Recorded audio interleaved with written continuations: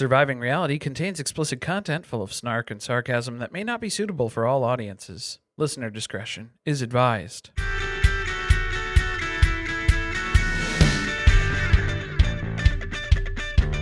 Hello and welcome to Surviving Reality. I'm Corey. And I'm Carly, and this is the Traitors Season 3, Episode 6, A Dysfunctional Family. In the turret, we're all family. The first thing it made me think about was the fact that saying that in the workplace is very toxic.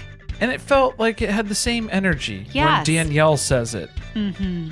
We're a family. I don't know. I don't know about that. The description is, with tensions in their tower at a breaking point, the traitors must still work together. Two dangerous faithfuls start to hatch a plan. But could it backfire? Oh boy. And I wasn't sure which faithfuls they were talking about, but Carly guessed it right off the bat. Justice for me. I am vindicated coming out of the last episode. I had theories of what needed to be done. Those things were not done, and they had consequences, and we will be talking about that today. It's true. There's a couple different routes that this could have gone, and then I think we're still in the midst of a lot of misplays on top of misplays, and we're seeing the repercussions of that and how that continues to bite people in the ass. So when we left off last time, Carolyn has been discovering that Danielle is out in these streets, spreading her name all over the castle, and she has come to the turret ready to confront her. It basically devolves into Carolyn confronting Danielle, and then Rob gets to kind of be the referee a little bit, which is, I think, the most ironic part of this, because he was the first traitor to backstab another traitor, and now he's trying to cool off the tensions amongst the traitors right now. This is probably the messiest season that we've watched. Between the traitors? Yeah, and what's crazy is the faithfuls think that the traitors are so organized. Oh, they're everything, thick as thieves. It's working so well that they are like a well-oiled machine out here, and we have no idea. They're so well hidden. We have no clue as to which direction to go. Meanwhile, it's crashing and burning up in the tower, in the turret. I was so disappointed that Carolyn did not try to trap Danielle. I wanted her to catch her in a lie. We probably should have known that that wasn't Carolyn's style. No, not really. And we're finding out more based on just Carolyn's general personality. Normally, this is an act to pretend to be very disheveled and very caught off guard by things and not really with it, so to speak, as far as strategies go and things like that. I think the right word for her is erratic. Yeah, very much. And this is very erratic. And some people have used that as cover for being a traitor, and they've used that well, because then it comes off as you're not really a threat because you don't really know what's going on. You're kind of Tom Sandoval in all of this, you know? Clueless. Yeah, basically. So I think that is working for her because that is her natural state. There is no cover here. She's not acting out of the ordinary, and it's just working. It's not going over very well right now, though, because she comes right out with it and says, Danielle, you're saying my name. No ifs, ands, buts. Doesn't give Danielle really an opportunity to explain it away. It's very aggressive. And too direct. Yeah, you need to be a little bit more veiled with your intentions. And so I think that's Carolyn's drawback right now, where she's not doing well amongst the traitor group, but she's doing okay amongst the faithful group because she is able to blend and kind of go with the flow. I mean, she's not wrong for being upset about this. No, I mean, rightfully so. Yeah, she's basically telling them the only people that I want to murder in the castle tonight are you two. So I don't really care who we pick for murder because I can't murder you guys, unfortunately. I would really like to. I would enjoy that. Can we change the rules? Yeah, can I make an amendment here? Danielle's immediately apologizing, which giant eye roll to that. Well, it's the pinky promise for, yeah, I know I messed up. That was my bad. I'll make it up to you tomorrow. Yeah, it was kind of a big mess up because once you throw out a traitor's name, all it takes is for someone to latch on to that. It's not like going back and saying, hey, you know what I said yesterday? Forget that, is going to erase it. Yeah, that was my bad, my mistake. Genie doesn't go back into the bottle. But they still need to come together to decide who is leaving the castle tonight. So we got to get down to business. The only two people that are crossed off the list, the safe people with shields, are Sierra and Dolores, which really doesn't help them very much anyway. Well, they're not threats really either. Sierra still has some suspicion on her because people were convinced if you were part of the coffin theory. We just got rid of Nikki. She was faithful. Sierra figured she would be next, but there's more trouble brewing than I think she's even aware of. They end up deciding that it's between Ivar, Wes, and Bob H. Which that's a collection of people. I said Bob last time, though, for the last murder. Before this one. It's too late. Too late, Rob. It's too late. Wait till somebody says your name and then murder them every week. Because Bob brought Rob up at the round table. That was the last thing that was said at the round table before they voted Nikki out. And then Ivar kind of had questions. He started the round table questioning Rob. And then Wes has been saying Rob's name to people. So it's just everybody is going to point to Rob. So I don't know if that's why this seems like Rob has decided to play in public. Like he has to be out in front of this. He has to play very aggressively as a traitor because there are so many people who will assume that he is a traitor. He's playing it so obvious as if he is a traitor so that he can say, they're framing me. They're framing me. Why would I do that? If you guys think I would be the best traitor, why would I do such an obvious thing? That's so dumb. We didn't really have the benefit of knowing that's where he was going to go with this towards the end of the episode, so this just seems really stupid. On its face, getting rid of Bob Harper seems like a dumb decision. All three of these tie directly back to Rob. Wes had a bit more of a threat, but then that just puts more suspicion on Rob because that's from the Cage Boys, the gamer group that was added in here. If you eliminate one of them and they are proven to be faithful, then that doesn't bode well for Rob in the long run. Which I guess is why nobody even considered the idea of getting rid of Derek. I know that was my suggestion at the end of the last episode because I don't feel like Wes or Derek alone had enough influence to turn everybody on Rob. So that's where they've narrowed it down to. That's who they're going to pick from. They get to hug it out, but still don't trust anybody. Carolyn leaves her fingerprints all over the paperwork. Yeah, she went to sign the murder, which I'm surprised she didn't write in Rob or Danielle because they gave her the pen. I wouldn't have given her the pen tonight. Apparently, there's only one sheet of paper. Clearly. Because they wouldn't replace it. No, we did not have an extra sheet. So it is what it is. That's what you get. She was death gripping that pen and just squeezed the ink out all over her hand. And that's going to be rough to show up to breakfast tomorrow with your hand covered in ink. Yeah. I didn't even think of that. Blood on your hands, basically. Basically, that's what's going on here. Shall we head to breakfast? I'm just now remembering. Yes, at breakfast, Carolyn had gloves on. So she must have still had a bunch of ink all over her hands from the pen. Come on, guys. Get some alcohol swabs, some turpentine. I don't know how you get ink off your hands. I don't know. By the time she got back to her room afterwards, if it had already just kind of set in there, yeah. What is the props budget? We're going to need to up it for next season. The pot is going to be $249,000. And they're just casually handing out. Everybody gets a pair of gloves for breakfast. Your breakfast gloves. And that's what you get. The first few people in the door are Sierra, Dolores, and Carolyn. And whenever there's just three people in the room, people feel like they can just start throwing out ideas of who the traitor is. And for some reason, they're always nailing it. Have you noticed this? This is like, I don't know, the third week in a row where whoever is one of the first people in the room throws out a name of an actual traitor. Yeah, I don't know if it's just a dumb luck thing or just a repeated, less people in the room. So that provides a little bit more clarity, I guess, for some folks. Sierra asked, do you think that Danielle could be a traitor? And it was like there was no question mark at the end of what she said because there's no acknowledgement of it at all. Well, because Dolores was all concerned because she would feel guilty if Danielle didn't show up to breakfast because Danielle was so selfless in the mission that she gave Dolores a shield. It's almost like she wasn't even afraid of being murdered at all. But we haven't pieced that together yet. That play seemed so bad, and yet I think this was the effect that she was hoping it would have on the faithfuls. Winning favor. Yeah, it's working with Dolores. Yeah, Dolores is Never worried. get rid of Dolores. Nope, never. This is the kind of person you want to keep around.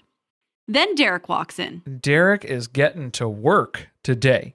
Because so far, checking around this room, I don't see Rob. And I'm hoping it stays that way, because if Rob walks in this door, that man is a traitor, because there's no way he survives everything that happened after eliminating Bob the drag queen and looking sus as fuck. He's got to be out of here. Yeah, they voted out a faithful in Nikki, and Rob doesn't have a shield, so he better not be walking in today. And who walks in next? It's absolutely Rob. So Derek is pretty much onto that, where he knows, I got to make some moves for Rob today. It's got to happen, because I'm fairly certain now that he is, in fact, a traitor. Which again is wild that Rob has not tried harder to get a shield. I don't know why he has not received one since he's been in the house. Also, why did Danielle not give him a shield? Danielle was the one who was handing out shields left and right to everyone. She had 2 opportunities to do that. I mean, he would have been taken down. Plus, you don't want to align with Rob. You don't want to look like you're helping Rob, even though everybody seems pretty convinced that he's 100% a faithful for some reason, for absolutely no reason, actually. This is just making it a lot worse for them that someone who has so much suspicion on them is showing up at breakfast unscathed. And they're waiting to see who's going to come in. Or who's not going to come in. Yeah, it's down to both. 4 people. It's either Bob H., it's Ivar, Danielle, or Wes. Well, we know Danielle's okay. So who's it going to be? It's Bob H. He didn't make it. Poor Bob Harper. He's heading back to a gym somewhere. Maybe. Maybe he's going to go to the doctor first. He's a little sore still from that last competition.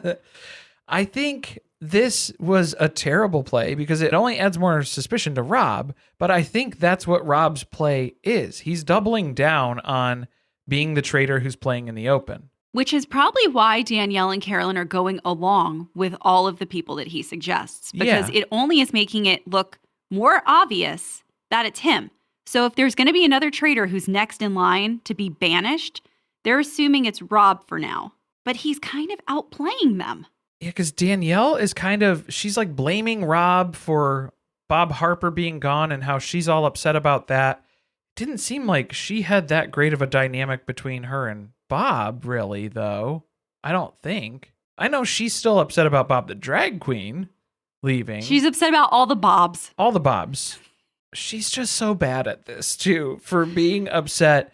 She was like upset that he was doing that. So I don't think that Danielle even realizes that by eliminating Bob, that is adding suspicion to Rob. Danielle's goal is to have Rob be banished. That gets you one step closer to that, yet she's complaining that this has happened.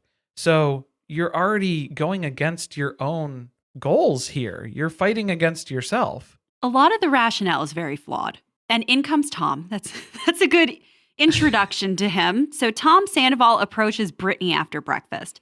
He's got another theory a-cookin'. Well, Tom has been stuffing his face. He just had handfuls of prosciutto. That was just, he was going to town. He's full of theories and salted cured meats this morning. I gotta tell you, I know we're not allowed to like Tom Sandoval in any way, but I am going to be devastated the day that he gets voted off this show. Do you think he's going to be voted off or is he going to be murdered? I kind of think he's going to be in the final 4. He's going to go the distance. He has no idea what's going on. No clue. But this is what I'm saying is he would be a good traitor then too, kind of. No, because if he was a traitor, he wouldn't be playing like this. He wouldn't be acting this way. The way that he's acting right now, he would be more suspicious and overt. Don't think he's acting. Well, this is what I'm saying is like, this is Tom acting natural. So if Tom were trying to pretend to be a traitor who's pretending to be faithful, he would not be acting the way that he is acting. He'd be putting up a front. Okay, new play. When they get to choose someone to turn from a faithful to a traitor, pick Tom. I don't think he'll be able to handle the pressure. He's going to get confused. He's going to get anxiety. He's going to be trying to walk up to people and get information, and then they're going to be weirded out by the fact that he's trying to gather info from them, and he'll be gone the next week. He'll be so sweaty. Yeah, and you'll be able to be like, oh my gosh, it was Tom the whole time? I can't believe it. Makes sense why he was throwing out so many names that didn't make sense, like Dolores. And Chantel. I always want to call her that. Chriselle. Chantel. That's all we need. Isn't he on like his third theory at this point? All women. He had a type. Just want to point that out. When he first came in, yeah, and it's just been kind of one at a time here. Brittany just wants him to stop talking to her. That's her goal. I think most women who interact with Tom just want him to stop talking to them. Yeah. So Brittany's not here for it. This is where Rob starts pushing Wes. He's having an aside conversation here with Ivar and Dolores. But this is where that's suspicious. I would be very suspicious if I were a faithful, because now we've had Bob Harper, who has just been murdered, who named Rob at the round table yesterday. And now you have Wes's name being presented by Rob, who was also a very big threat to Rob. So that's two people in the house who are incredibly big threats to Rob, who are going to be eliminated from the game this week. They all have amnesia. Like, they don't remember who has accused him at this point. Well, they're not piecing anything together. No. For anything. So especially Ivar and Dolores, too. It's just the puzzle pieces. They have a lot of pieces, but they are completely separated. They have not organized them. Nothing's made any connections yet. The A story is Rob going for Wes. The B story is Derek and Wes conspiring together to gun for Rob. They know this is a dangerous move because if they don't get him out tonight when they come for him at the round table, he is definitely going to eliminate them. The other half of the B storyline is that Derek and Wes had to sit through Tom's Dolores theory as well. And then as soon as they heard about 30 seconds of that, they said, okay, great. We're going to talk alone now, Tom. Can you go eat some more salami or something in the kitchen? Just tell him craft services was here. Yeah, I think they just restocked the plates out there, bud. Maybe you should go check it out. He's going to gain 40 pounds in this castle.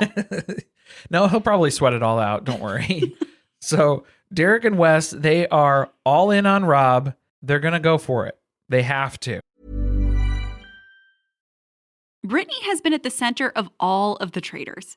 Now she's going to Carolyn and saying, hey, I heard you've been circulating my name, so would love to know a little bit more about that. And Carolyn doesn't know what to do with that information. She choked on her orange juice, and she is really taken aback by this. But when she asks who said it, and Brittany says, I don't want to say where that came from, Carolyn knows immediately. That's Danielle. Mm-hmm. That's going to be a very big problem, because now Carolyn is on the warpath. She seems to not really understand the concept of time, in that Danielle was very clearly spreading rumors yesterday. And then you went into the turret and she said, I will stop doing that tomorrow. Well, I think she said, I'll make it up to you tomorrow. So I guess that means we would need to ask, when did that happen? I think that would have been a good follow-up, because Carolyn's first focus was who? Who said that? That wasn't divulged. She had to draw her own conclusion, which she was right about, too. And I think the other part of that would be, when did she say that? Did she say that yesterday? Have you talked to her recently? What did she say recently? Have you talked to her today? See if that story changed, because if she's still throwing your name under the bus here as causing problems and being the source of finding traitors and stirring up deceit amongst the group, then that's worth addressing. She's also really pissed because she hasn't actually said Brittany's name to anybody. So that's extra confusing. So she's saying that Danielle is spreading lies at this point. We get some clarification on that a little bit later, because it's kind of a roundabout technicality that Danielle's working off of here. It was a shitty thing to do. We will revisit it. But first, we have another challenge. We need to add more money to the pot. They kind of forget that they're playing for money. The traitors are too busy trying to turn on one another. Well, a lot of these people here, it's just you're helping other people earn money because you're not going to get any of it. That's the real deal. It's apparent already. That's what's going on. They get broken into 3 groups, and in this challenge, they're going to be on a path where there are crates set out. They have to solve a riddle, so that should make Tom very excited. Very excited. To open the crate. And they have to collect gunpowder, which they will then fill a barrel with that will eventually be set on fire. Well, you got to blow up the ultimate traitor here. So yeah, there's the 3 different paths in the woods, the 3 different teams that kind of form because they have to divide and conquer here. It is timed. They only have 30 minutes. So I was getting worried, even though the timer doesn't mean anything on the missions in this show. It never does. The catch is there's also a box with a shield for each team. So there are 3 shields up for grabs because there's 1 per each section, 1 per team. So the question is, are you guys going to try to complete the challenge and put money in the pot? Or are you going to prioritize winning shields? Well, I think it was an all or nothing challenge too. So either you bank $30,000 or you get nothing. The general consensus from everyone is they are prioritizing shields because now that they're broken up into groups, the other shared idea here that's coming about is whoever gets the shield, whomever, you don't disclose who has the shield in your group. So then that way everybody in that group, in theory, is protected unless a traitor's in your group and you don't know. They didn't really catch on to the last half of that. It was just, if we don't say who has the shield, we'll all be safe. And that's what they're all working off of. That's all you need to tell most of these faithfuls. And then one of them will be murdered tonight. And then you can act just as shocked as everyone else. Well, boy, I guess they really got lucky because it was an 80% chance that a traitor would have picked somebody who didn't have a shield in that group, if it's a group of 5 people. Who's in group number 1? Well, we have Tom, Gabby, Ivar, Carolyn, and Danielle. So we have 2 traitors in this one. That's already stupid. Did they split them up into groups and they didn't have a choice, or they chose their group? I think they huddled together in groups and then went from there. So I think it was kind of self-assigned. I don't think that there was any sort of assignment that was given to them. Why would you not put a traitor in each group so that you knew who had the shield in every group? In theory, that's what you would want to do. I don't know how Danielle... These are the best people who have been on Survivor and Big Brother. Okay, I know that you're shitting on that right now, but here, let's think through Carolyn's train of thought. I'm not letting Danielle out of my sight to go off in another section of the woods and talk shit about me for this whole mission. No way. So I think Carolyn was like, yeah, I don't really care about the optics of figuring out who has a shield in another group. I don't really give a shit because I don't pick who we get to murder anyway. That's up to Rob. So whatever. I'm just going to keep an eye on Danielle because that's my fucking mission today. And it's her shield. Well, yeah.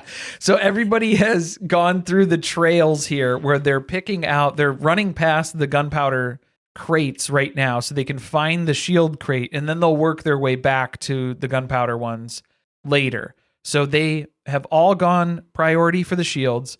They get to their shield crate first. They answer the question. It opens and Carolyn just reaches down and grabs the shield and it's like, oh, cool, I got a shield. And everybody else in the group is standing there looking at her like, well, I thought we would kind of like discuss it or something. But Carolyn's like, nuh-uh, finders keepers. I got it. I'm holding it. Tom really wanted the shield for some reason. Tom didn't feel safe bringing up his Dolores theory unless he had a shield because he was really in danger because he's getting real close to a traitor, real close. Danielle says something that I wonder if it will come back to bite her in the ass, which is she says to Carolyn in front of all the rest of the people in their group, no, it's okay. Just don't tell anybody that you have the shield and we're all going to be protected. That will come into my theory later. So that's either something that Danielle's going to use against Carolyn to try and get her out, where Carolyn spilled the beans and said that she was the one with the shield and left other people unprotected. Or it's something that Rob could use to his advantage, where he could throw Danielle and Carolyn under the bus by saying that somebody from their group was murdered. We'll get to it. We're getting ahead of ourselves. Yeah, I've got some theories. Group number 2. We've got Derek, Sam, Brittany, and Chriselle and Dolores. This is like a ho-hum kind of they could murder pretty much anyone out leftover. Of this group and I wouldn't care. Yeah, that's the leftover group. There's not a traitor in this group, so the traitors really have no idea what's going on with this group. Chriselle gets the shield over Derek. who is planning to go after Rob. Derek had asked for it, but the consensus was rock, paper, scissors. I think rock, paper, scissors is the way to do it, which we've already established. There's not time to do that in a 30-minute timed thing, because this was my solution for the first week challenge when they were leaving people on the pontoons, but that was going to take too long. Did they do that in 2 groups? Didn't they do that in Dylan's group? Yes, they did that in group 2 and group 3. Group 1 was just Carolyn grabbed it and she got it. Finders, keepers, losers, weepers. And the other groups used rock, paper, scissors because that's what we all revert to as a society in these types of circumstances. And Dylan's very, very, very good at rock, paper, scissors. He is awesome at rock, paper, scissors, guys. Who knew that Dylan's secret talent was rock, paper, scissors? He won a tournament. And a shield. And a shield today. He beat Wes. So, I mean, for Wes being the highly touted gamer that he is, he lost the shield. That's unfortunate for the 2 of them who are planning to come after Rob. I don't think I would have been able to leave this competition without a shield. There's more conversation occurring as they're trying to now get the gunpowder over to the barrel. Gabby ends up telling Carolyn that she heard her name from Danielle. So she's yet another person who Danielle has gone to and said, there's something up with Carolyn. What do you think about that? Did we confirm that this is new name shopping, or is this leftover name shopping from yesterday or prior? Because Danielle was talking to everybody yesterday. I don't think Carolyn cares at this point. I don't think so either. I think she's realized how many people she has said her name to, and now that's the thing that's pissing her off. And I think the bigger issue is that you're not hearing any of the repairing that Danielle had assured you on yesterday. I will fix it tomorrow. Did she fix it? Has she worked on any of this? It doesn't sound like it, because a lot of people's stances are still, yeah, it seems like, Carolyn, your name's being thrown around by Danielle. Somehow, they managed to fill up the barrel with the gunpowder and light it on fire, and they have won $30,000 and all had someone in their group who got a shield. And no one discloses that information, so we're playing it close to the chest as far as who has the shields in the groups. On the way back to the castle, though, Carolyn's keeping a close eye on Danielle. I'm telling you, that was Carolyn's mission today. It doesn't matter. $30,000, shields, don't care. I need to keep an eye on Danielle. Being in the car with her is a smart move because that's where a lot of strategizing takes place pre-round table, and she knew, making sure she doesn't keep throwing my name out in front of people. Oh, yeah, because she's going to start some shit at the round table, though. Once they get back to the castle, it's feeding time for Tom yet again. Okay, Tom is hunched over a table. He's in rare form. He is standing at a table and just shoveling food into his mouth right in front of the door. So as soon as people walk in, you immediately lose your appetite. You have no interest in eating any of your food because you're just seeing Tom Sandoval devour whatever's in front of him. Dolores is still shitty about what he's been saying about her. There's obvious beef between the 2 of them. But she's very clearly not worried at all because it's coming from Tom. Yeah. I don't know why she even feels like she's going to have to address it. No one cares that Tom has said your name. If it's one person, I don't think we need to bring this up at the round table. No, and he's sitting here eating by himself. That should tell you there's nobody who he has befriended who is going to believe that it is you. He doesn't have a whole bunch of people surrounding him who are willing to vote with him. Nobody cares. Yeah, nobody cares what he's saying. Nobody can hear his theories over his chewing. Well, meanwhile, the actual gamers are busy.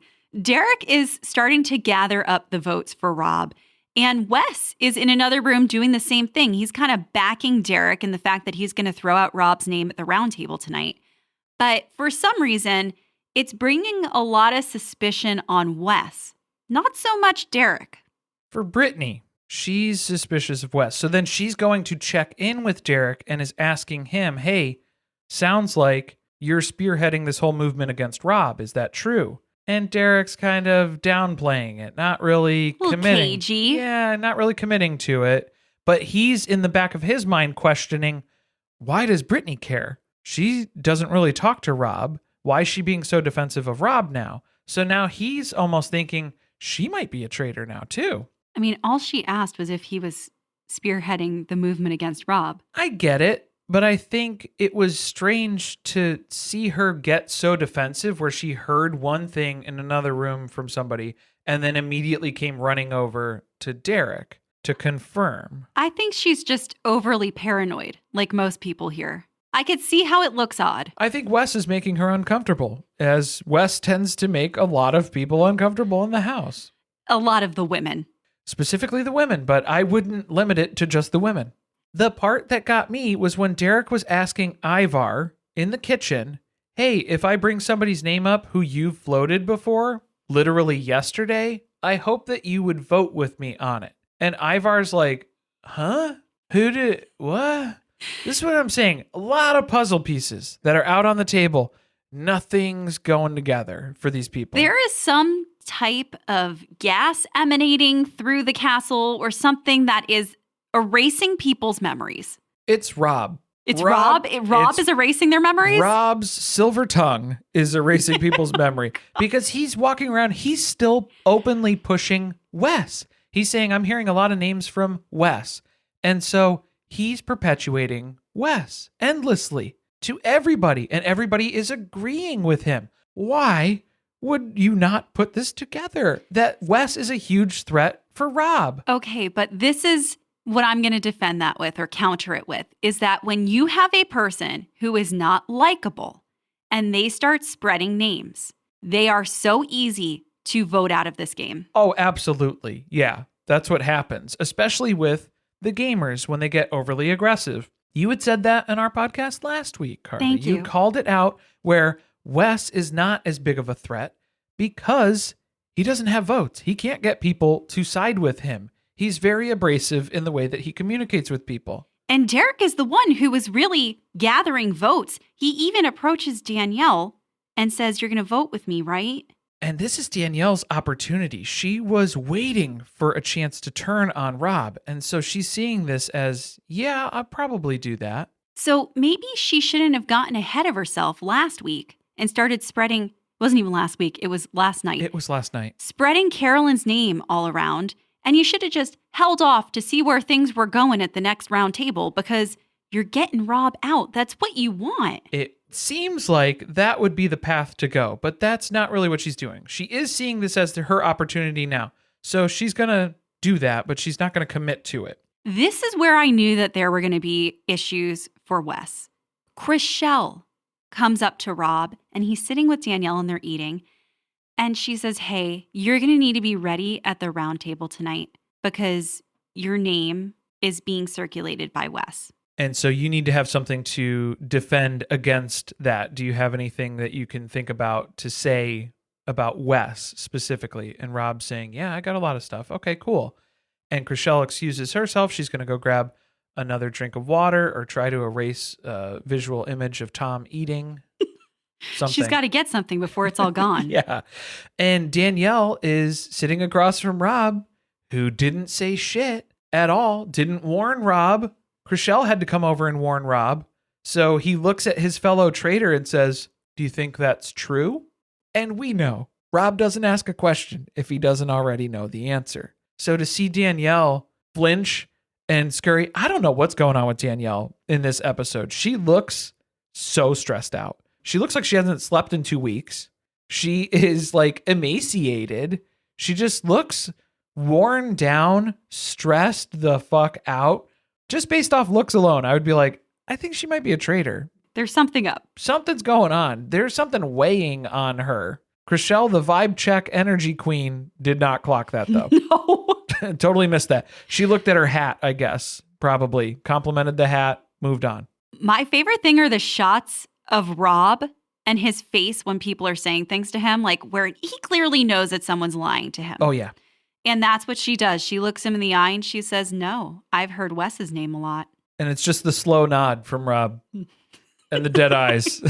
Just empty, blank stare. Yeah, I'm like, that's a mafia stare that you're in trouble. He's thinking now. He knows. And you don't want him thinking about you. Yeah, that was another check mark in the box against Danielle. So he's going to not react to that immediately, the way that Danielle reacted immediately yesterday.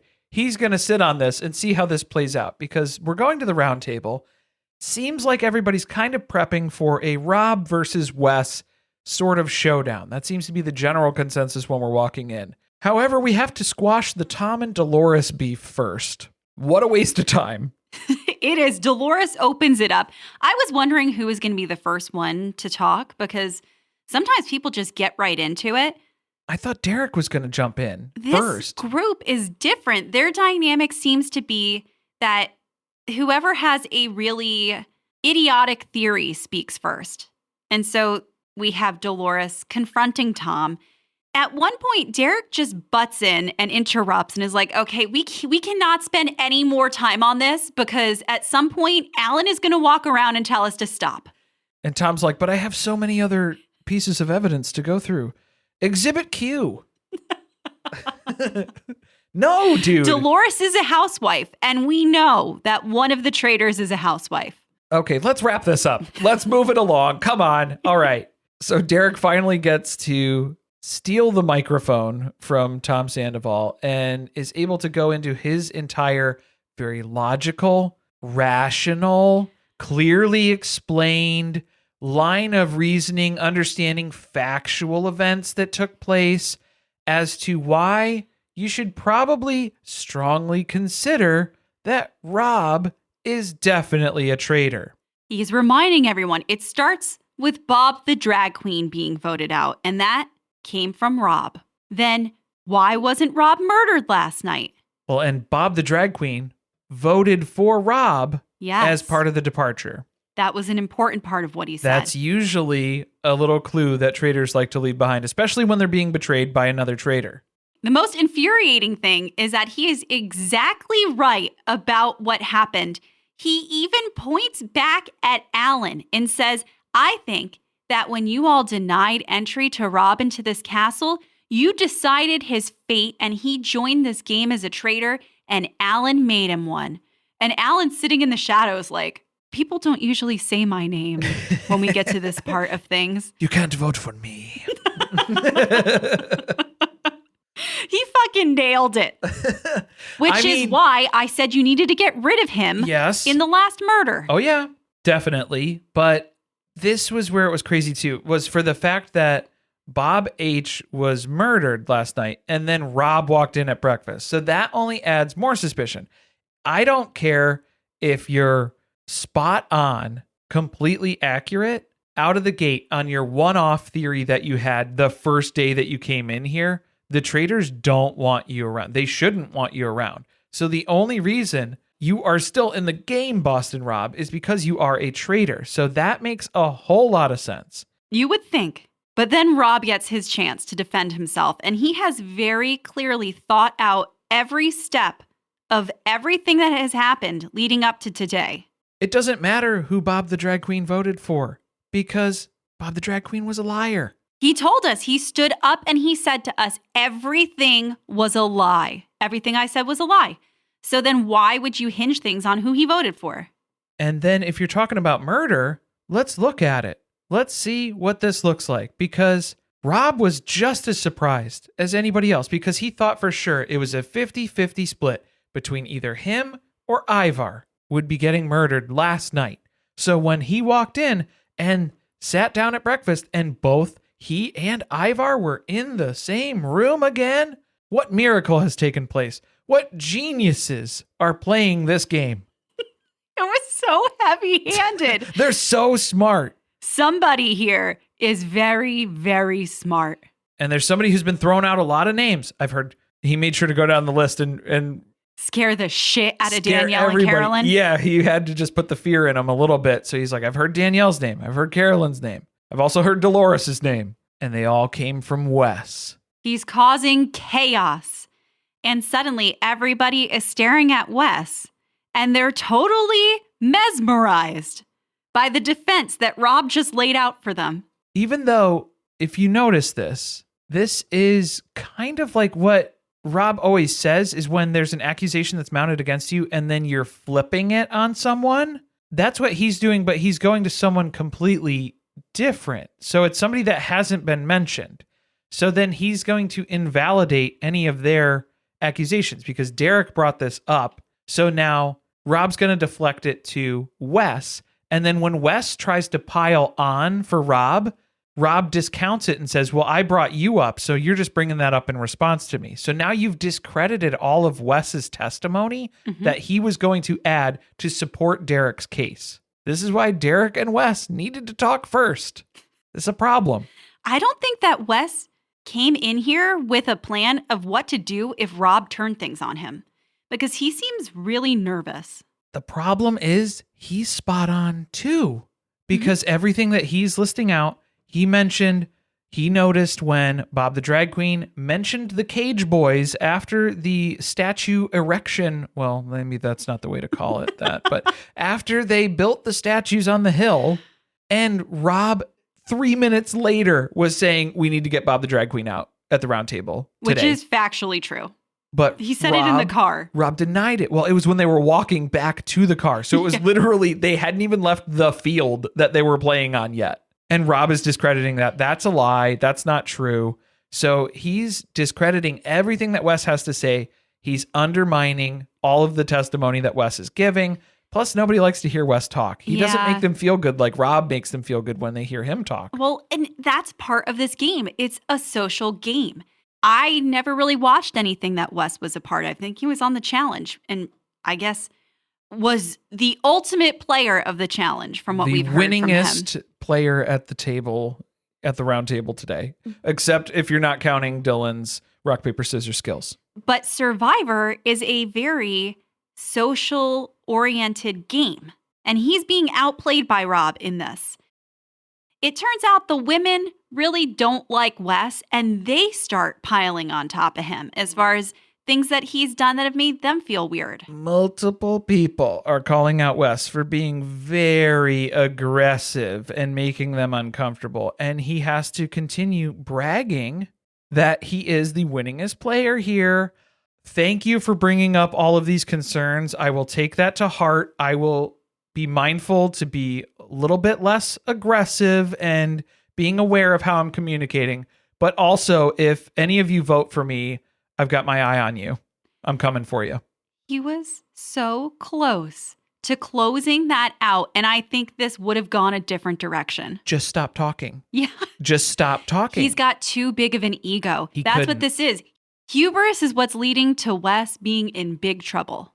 This is, as soon as they cut to Derek's reaction, he was like, oh no. Yep. You could see it on his face where as soon as he heard Wes say that, he was like, this is bad. An exhale of defeat. Ooh, it's not looking good.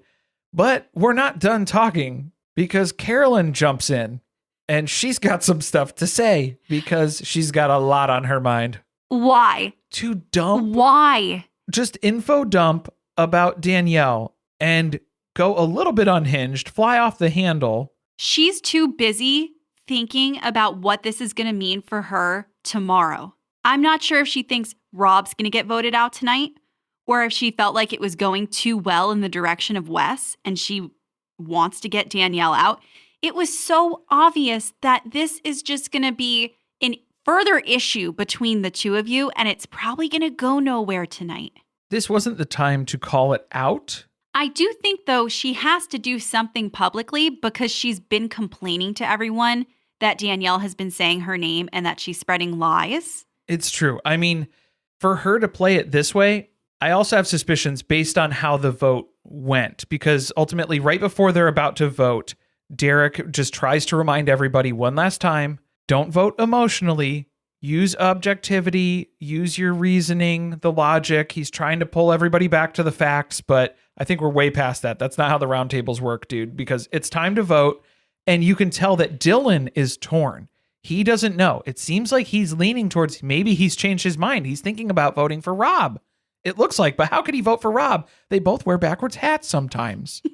Well, Rob always does, but Dylan he's taking to that look. He's really appreciating that. I don't know if he can turn on his bromance. And Derek catches Brittany getting Dylan's attention and shaking her head at him to assure him, do not vote for Rob. And so Derek makes note of that. He's going to make a mental note of that because now this is just adding more and more evidence to the fact that Brittany is all about defending Rob.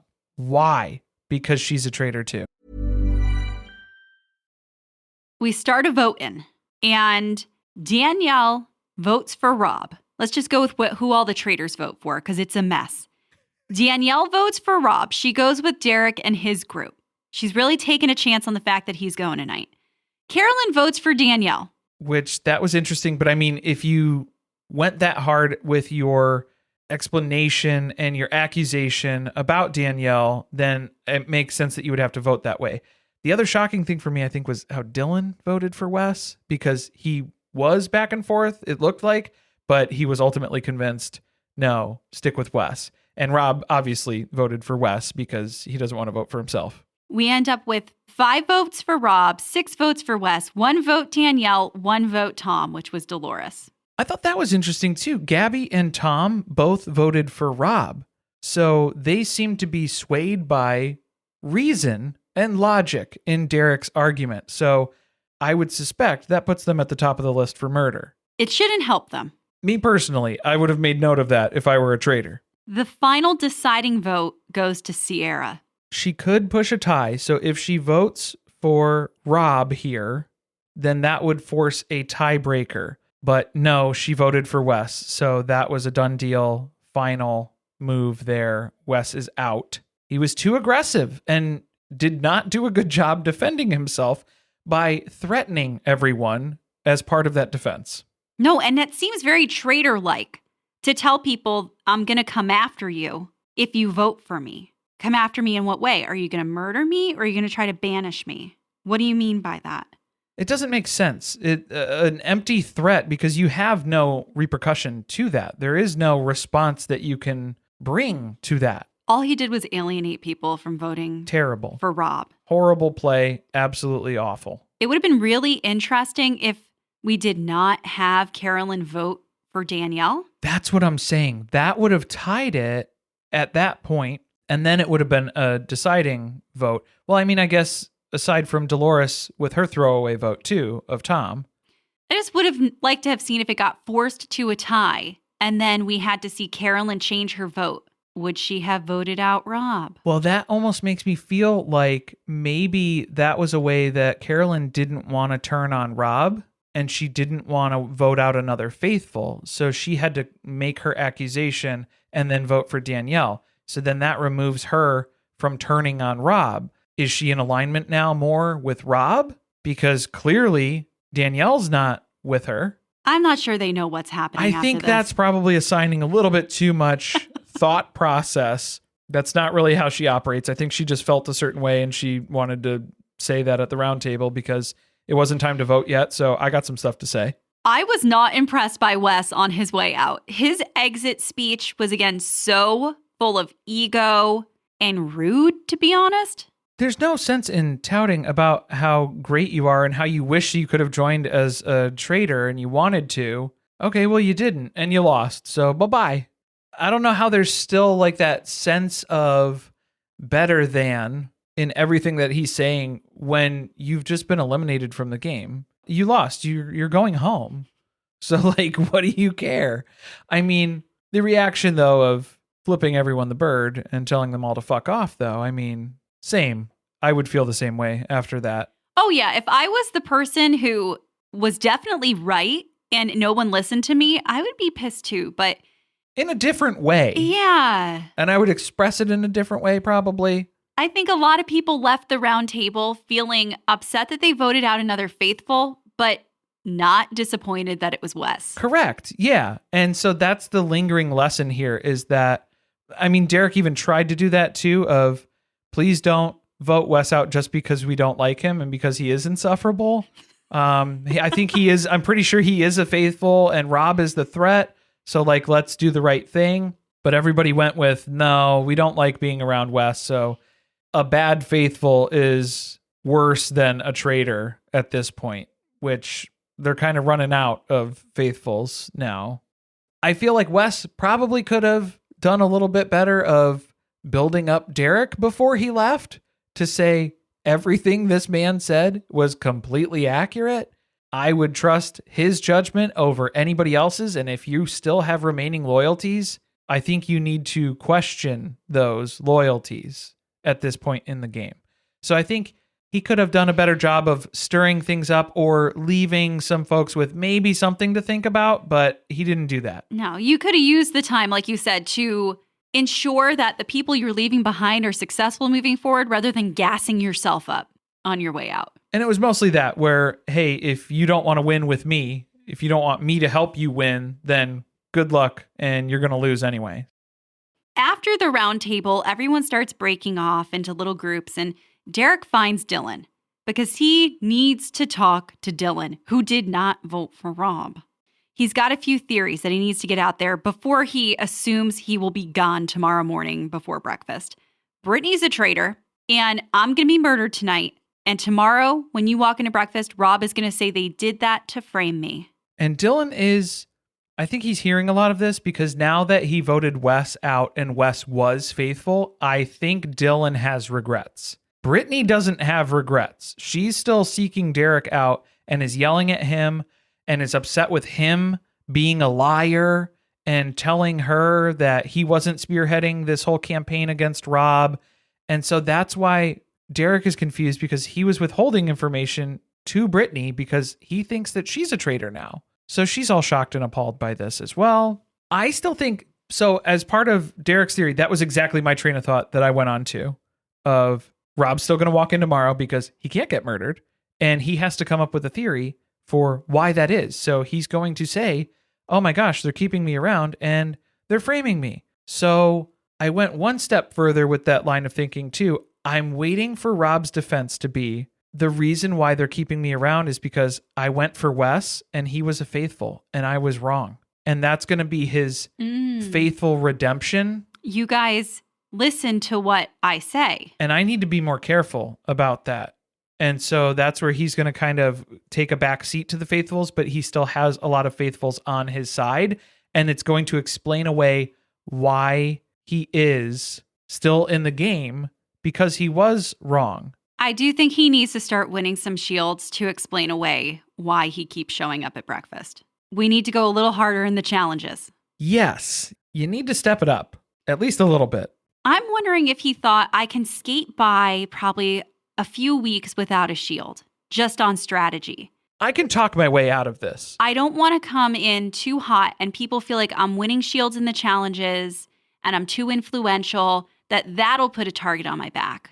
But now it's suspicious that you're here for this long, being such a big threat. Now I think that's going to be his next defense, is that he's going to explain it away that he was wrong. So why would they get rid of me now? Because I'm banishing faithfuls for them at this point.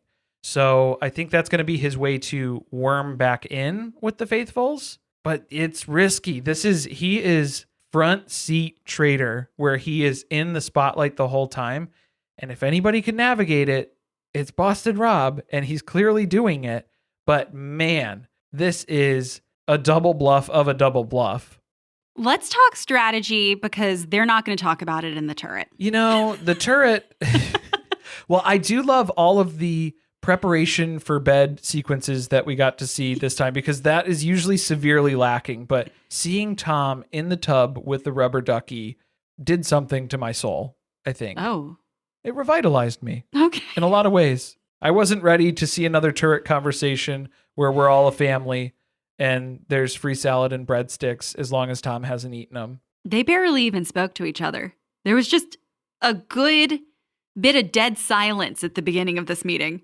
It was awkward, to say the least. And I like how Rob just kind of started with, well, I thought. Why does Rob have to start this? I thought we agreed yesterday.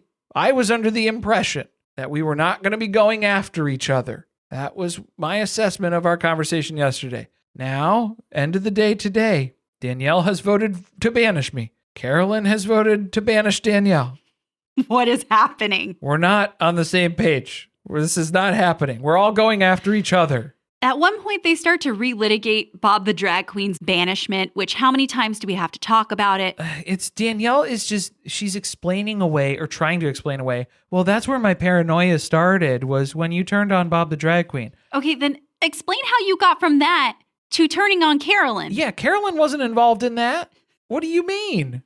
So why are you throwing around Carolyn's name? I guess that's why Rob was asking, why did you vote for me? And so that's what she had to go with. But That's still, it's just way too weird. Just be honest. I thought you were likely going home, and it looked better for me if I voted with the block of faithfuls who think that I'm on their side. I needed to vote with the group. I mean, I guess he would have said, you should have voted for Wes then. So that's the counter to that, because Wes got voted out. You made it close to a tie. It almost tied. Then Danielle is trying to defend herself against the things that were said about Carolyn, that she didn't lie about Carolyn having said Brittany's name. Because that was brought up at the round table, and Brittany had to jump in and defend and say, yeah, that was me, that we were talking. I told Carolyn that somebody had told me that she had floated my name, and that person was Danielle. Ultimately, they found out. So this was confirmed at the round table publicly. Carolyn's still confused about when she ever said Brittany's name. And Danielle explains the nice little loophole, the mental gymnastics that she's been performing. Well, you did bring up Brittany's name when you mentioned that we might be able to murder her. Which is a confidential conversation, which is not supposed to leave the turret. And you can't counter that. That puts Carolyn in an indefensible situation. She has can't no explain way. when she said it or why. No, and you cannot provide reasoning for that. So then you're just stuck. Carolyn's decided that's it. We're just going after Danielle, which is not really what we're here to discuss today, but thank you for letting me know where we're going in the next roundtable. This is what I'm saying too. If you handed Carolyn the pen tonight, that thing would have burst and she would have split it in half. Rob the whole time is just looking back and forth at each of them. His mouth is wide open. It's just a gape. He cannot believe that he is playing this game with two people who care so little about the overall strategy of getting through this in the long run that they just want to go tit for tat against each other. Oh, Carolyn and Danielle are ready to go for war. And Carolyn made the mistake of saying, I'm just going to go after you. And now Danielle's saying, okay, if you're going to do that, I'm going to go after you. And it's not going to be pretty. So now they're going to go publicly against each other. It's going to get really nasty next week. And we have no idea who they're looking to murder because not one name got thrown out here in this conversation. No discussion was made for that. Yeah, because I think we know who Carolyn wants to murder tonight. And again, by the rules of the game, she's not allowed to. So who should they murder? This is what I would do, which means they probably won't go in this direction at all. But if you're Rob, because they had three groups of people who had one person within it that got a shield and nobody chose to disclose who has the shield, that's going to make it more difficult to murder somebody.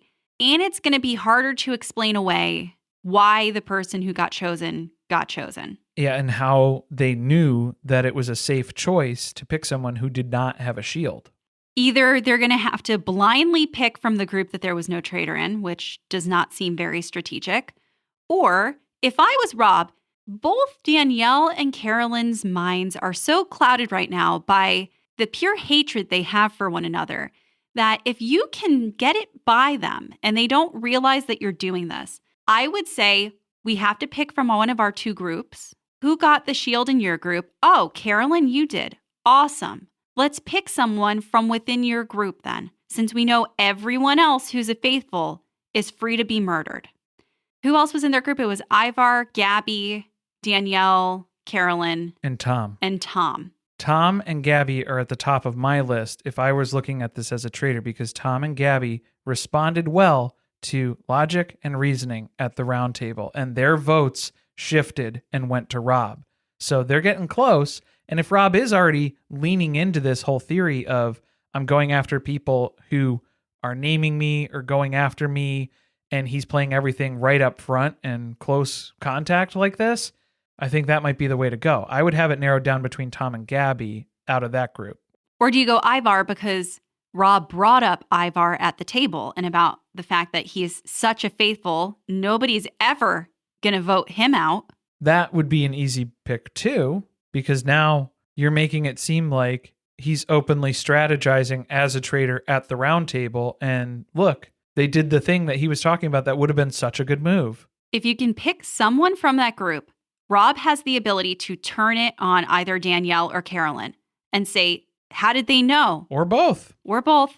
That there had to be a traitor in that group or multiple traitors. Yeah, because I think the other group that Rob was in, it was Dylan, Wes, Sierra and Rob. They were a smaller group. And so Wes was out and Dylan has the shield. So it's only Sierra. They're not going to murder Sierra. No way. Then the other group was going to be Derek, Sam, Brittany, Chriselle, Dolores. I don't think that's the play. Well, and going back to Rob's group, you can justify why would they murder me or Sierra? Because we've both been suspected of being traitors. Obviously, yeah. So I think it definitely has to be somebody in that first group. If I were a traitor, I'd be picking from Danielle and Carolyn's group for sure. We shall see what they decide to do. But then the twist for the next episode is that the murder that they'll have to do towards the end, so not this immediate one, but the next one, is face to face.